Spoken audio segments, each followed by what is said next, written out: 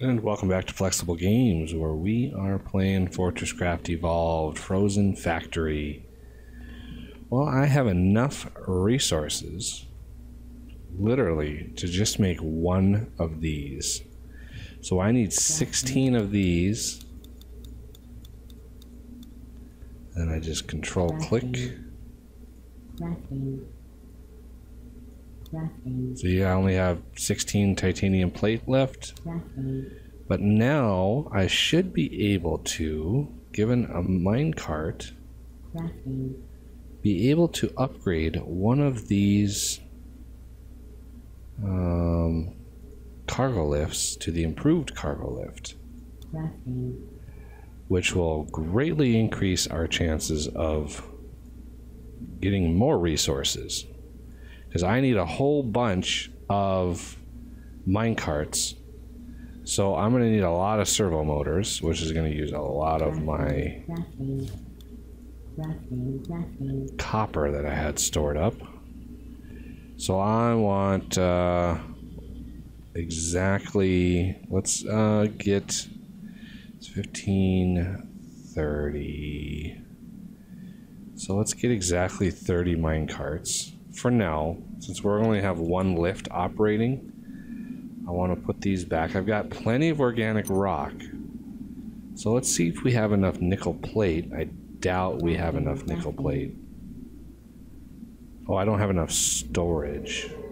See, I only have so much storage, and these things don't stack. Luckily, I can reach the hopper over there, and I can just stuff them all in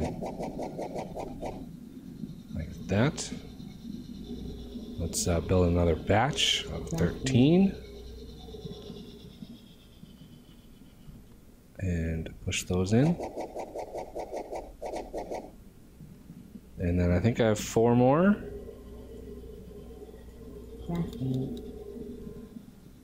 And there we go. This thing is kind of slow when it puts the minecarts out in the world. It's a little bit slow. It'll take a while for all 30 of those to actually make it out. But the good news is we can load the new minecart or cargo lift in there, which holds 1,000. You can see 1,000 down here.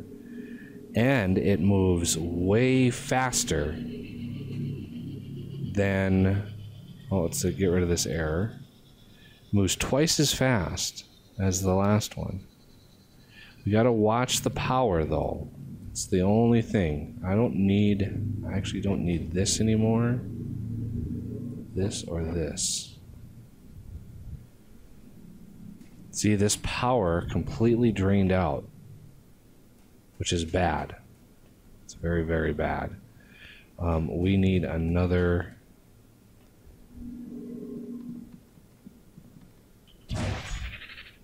We need another Mark III transmitter.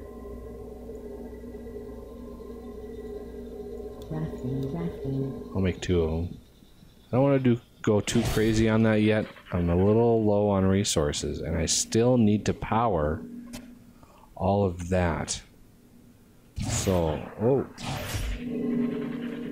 okay, so we have purple power coming all the way into here, but it's not going all the way through. So let's make sure we get plenty of power going. That'll give time for the turbine to spin up. I might need to spit some more power over here, just because with this upgraded lift, now we're using way more power to move these around, but they're moving way faster, and we're going to be lifting 1,000 ore at a time. The last piece of the puzzle is powering these 3 induction chargers underneath, and this is going to be a little tricky because each one of these is going to be using roughly like 5 power per second, So that's 5 times 15 plus what all these use. So this setup can consume quite a lot of power. So 5 times 15 is 30, 60, 75 power per second while running. That's not counting the spike you get when it wants to heat up. That's another huge spike. So we're going to want to send a lot of power. So let's grab a couple more of these purple laser transmitters. Okay, a few more laser transmitters. I want a couple more power storage blocks. And oh, let's see, what else might we need? I don't think we need really much else. Let's go over here and find a turbine. I mean, this one is kind of not doing too much, but I think that's our, yeah, that one runs our steel system.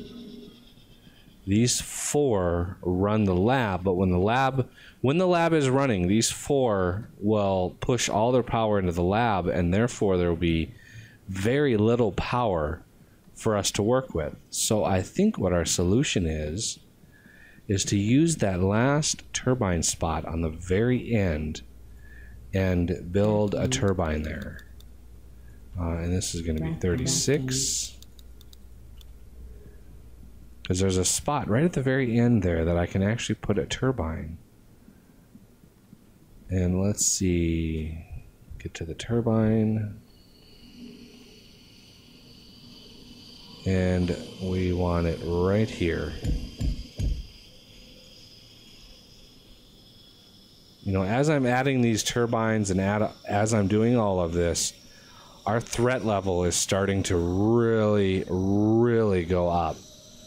And that is a scary, scary thing. So this one is already almost tapped out. And where's all of its power going? We've got... Okay, that one is where it's all going, and this one is actually powering the cargo lifts. So, well, now that we have a little bit of power here, looks like this is loading. Oh no, it's unloading. Nice. We've already got some coming up. Okay, let's hurry this along. Kind of want to elevate this a little, so I think I'm going to put it on top of here. Let's go to number 4 and back it up with a battery just to make sure that it maximizes the amount of power. And so here I'm going to try to sneak in, so it's every 5. So if I brought the power down to here, I'm going to clear this all out. Okay, we need a couple more this way. Now, let's go down. Let's dig 2. There's what we're looking for right there. And I want to put glass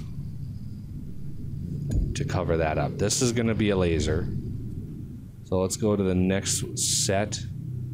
So this one is these. Let's go to these and do the same thing. Put a piece of glass there. And then the same thing here. Now, do we have enough? I think we have enough. So one there.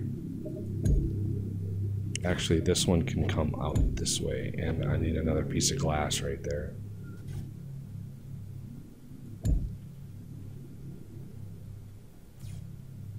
So there. This one is going to go there because there's going to have to be a battery right here, so I can send power that way. Same with this one.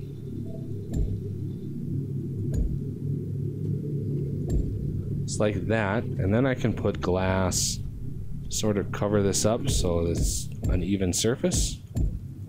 I love that these can transmit through glass. Absolutely love it.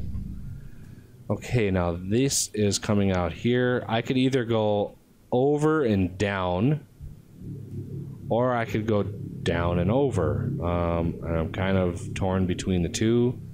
I think I'm gonna go down and over, just to keep this line a little cleaner. Okay, let's go to 4 again. So this should be the line right here. Yep. Let's put that in there. Let's put some glass down to make it a little nicer. That way when I walk over it, I don't dip down. And then let's put, I'm gonna need some of these. One more. And the final, and it missed. Am I up too far one? Yep. Okay. There we go.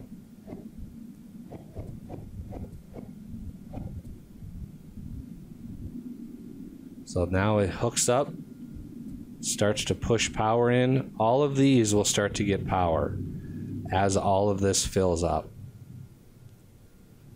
So these are starting to backlog with ore.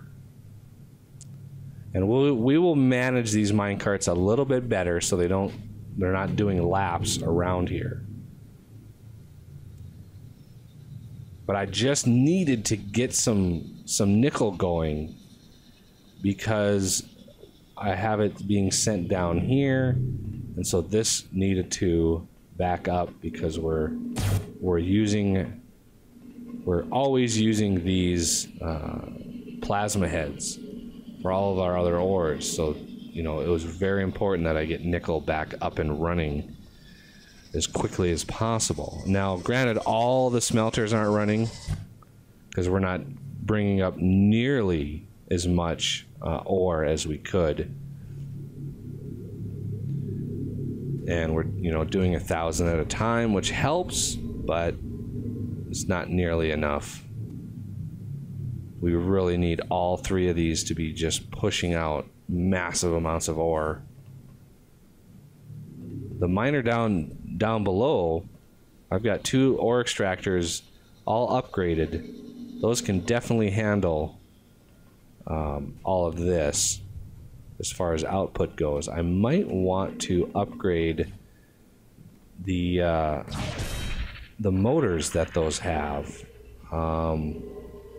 I wonder if I can actually do that and still have enough power down there, because power is kind of an issue. I'm only sending a blue and a green down there, so that's what, 50 power per second.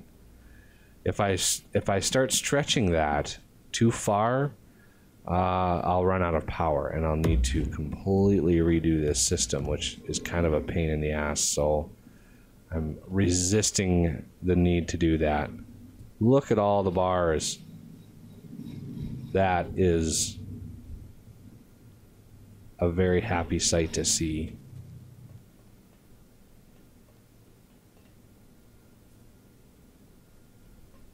Every time that cargo lift comes up, oh, it's stuck again. This thing gets stuck. It is very disappointing how fast these things, or how many times these things get stuck. Maybe while I'm waiting, I think I might just enable these other cargo lifts just to have them going and bringing up ore. It won't hurt at all, especially with these stupid things constantly having to recheck the rails. I might post on the forum about that, just because it's really aggravating how often this happens. But now I've got a good amount of material. Tin is coming in really nicely. Gold is highly needed right now too. As I'm making gold for all of that, titanium is one of the most used items in the game, so I'm always restocking on that. And I think I put a 2,000 slot hopper. I did. So that way when I wander away from the base or work on another project, you know, it's pushing a ton of material into this hopper. And this is a modded hopper that's only one type. There's only one thing, one type of thing that can go in there, but it can hold 2,000 of it. So it really helps. And this corner has been expanded pretty significantly over here. I go out quite a ways. So 3 corners now are ready for action, ready for the Falcors. I think that's going to be my next project. I have the solar, I have the batteries, now I just need the Falcor system. So these actually use, the beacons use the threat scanners. So I've been making hardened PCBs in order to make a bunch of beacons. I want so many. So let's see, I want 25, 50, 75, 80. I want 80 of these things. I'm going crazy with the beacons.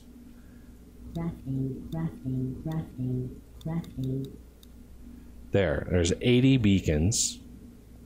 The Falcors are a little bit trickier because they also use iron wire. It's a little more expensive, but they use the auto upgraders, which are also kind of intensive because they use quite a few materials as well as laser transmitters. So I'm going to need quite a lot of material in order to get this working.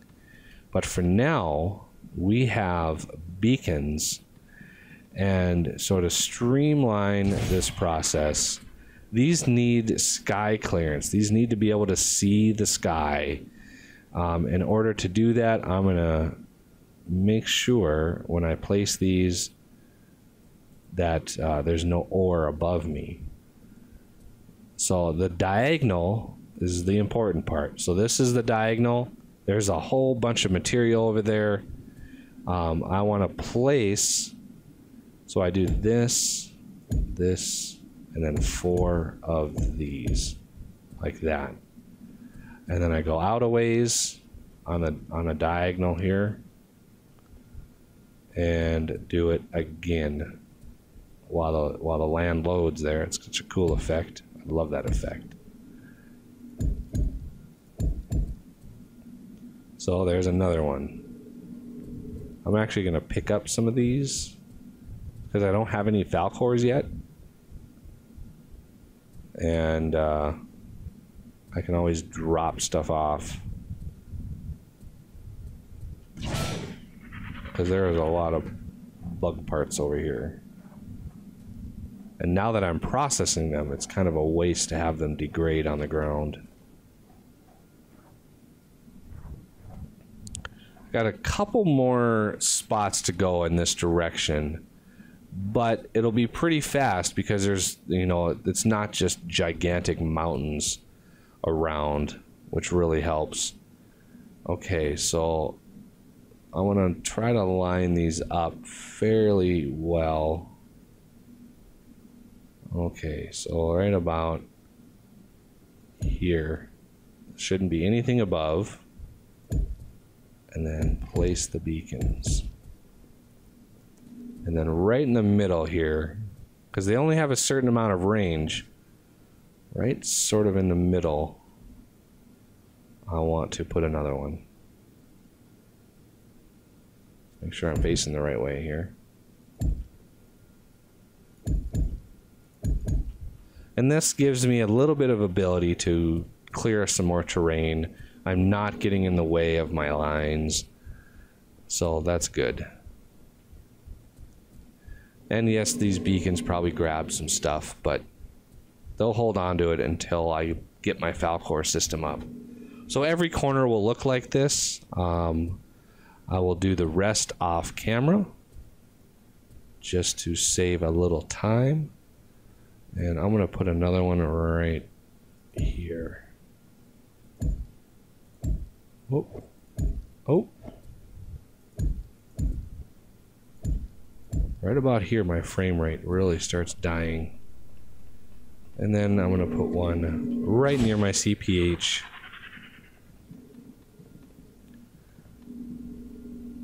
I could actually put a beacon right smack right there. Actually, let's put them on like that. These should reach pretty far. If not, I can always do it again. But we run out of time, so thank you for watching, and I will see you next time.